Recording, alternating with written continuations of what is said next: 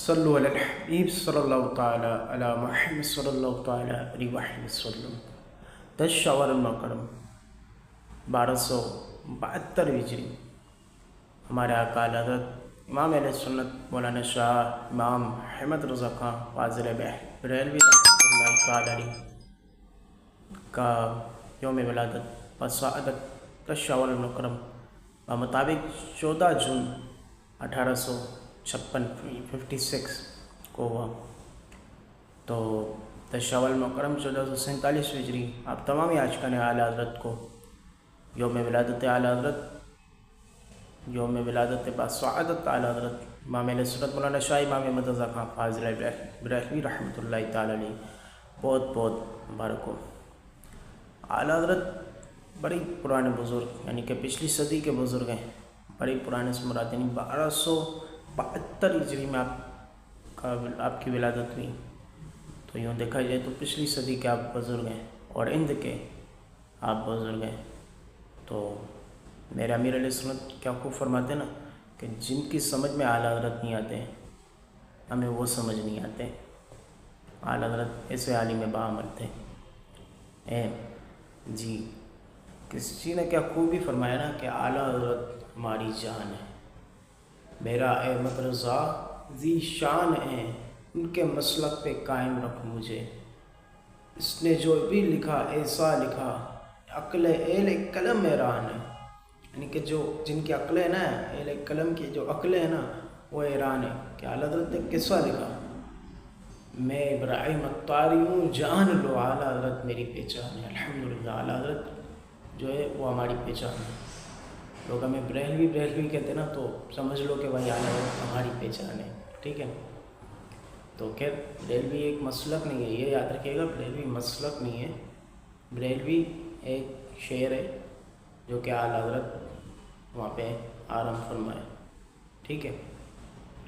تو الحمدللہ انہیں کی نسبت سے ہم بریلوی کہلاتے ہیں، لیکن مسلک ہمارا اہل سنت ہے، جن کے امام احمد رضا خان فاضل بریلوی رحمۃ اللہ تعالیٰ علیہ گزرے کہ اہل سنت کا دور ختم ہو رہا تھا، لیکن اعلیٰ حضرت نے پھر اس کی بنیاد پر سے رکھ دی۔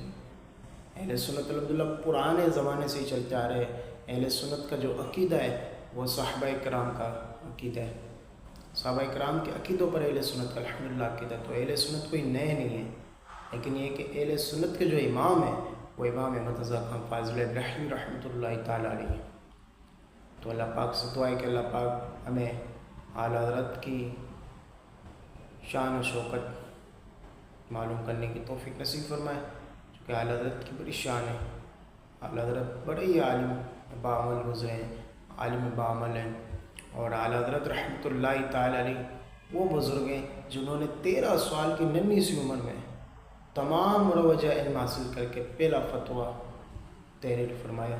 تو یہ کرامت نہیں توڑ کے 13 سال کی عمر میں آپ کا بچہ 13 سال کی عمر میں کوئی اسکول کی کتاب کا کوئی انگلش کی کتاب سنا لے، وہی بڑی بات ہے۔ تو خیر یہ تو انگلش کی کتاب کی بات کی، اگر قرآن پاک اس سے سن لیا جائے تو وہ بھی بڑی بات ہے۔ لیکن خیر آج کل کے دور میں دعوت اسلامی کا ہی بڑا فیضان ہے کہ ننھی سی عمر میں الحمدللہ وہ لوگ بھی قرآن پاک حفظ کر لیتے ہیں، الحمدللہ دعوت اسلامی کا فیضان ہے۔ تو خیر لیکن اعلیٰ حضرت نے تمام علم حاصل کر کے، یعنی کہ جو بھی شریعت مطہرہ کا علم تھا وہ حاصل کر کے پہلا فتویٰ 13 سال کی ننھی سی عمر میں تحریر فرما دیا اپنے والد ماجد رئیس المتکلمین مولانا نقی علی خان رحمۃ اللہ تعالیٰ علیہ کے موجودگی میں۔ تو اللہ پاک سے دعا ہے کہ اللہ پاک ہمیں اعلیٰ حضرت کی پہچان نصیب فرمائے، آمین بوسیلۃ خاتم النبیین صلی اللہ تعالیٰ علیہ وسلم۔ ایک بار پھر ایک جو لکھا ہوا ہے، اعلیٰ حضرت ہماری جان ہے، میرا احمد رضا ذی شان ہے، میں ابراہیم عطاری ہوں، جان لو۔ اچھا یہاں پہ شاعر نے جو لکھا ہے وہ میں عبید رضا ہوں، جو ہمارے اویس رضا قادری صاحب ہیں ان کا یہ لکھا ہوا ہے۔ تو انہوں نے یہ لکھا ہے کہ میں عبید رضا ہوں، جان لو، اعلیٰ حضرت میری پہچان ہے۔ تو یہاں پر میں نے اپنا نام ایڈ کر لیا ہے کہ میں ابراہیم عطاری قادری رضوی ہوں، جان لو، اعلیٰ حضرت میری پہچان ہے۔ تو تمام یہ عاشقان اعلیٰ حضرت کو 10 شوال المکرم یوم ولادت اعلیٰ حضرت بہت بہت مبارک ہو۔ مجھے اپنی خاص دعا میں یاد رکھیے گا، اپنی نمازوں کی پابندی کرتے رہیے گا۔ ماہ رمضان کو گزرے ہوئے 10 دن میں، لیکن یاد رکھے ہماری مساجدیں وہ رونقیں نہیں رہی۔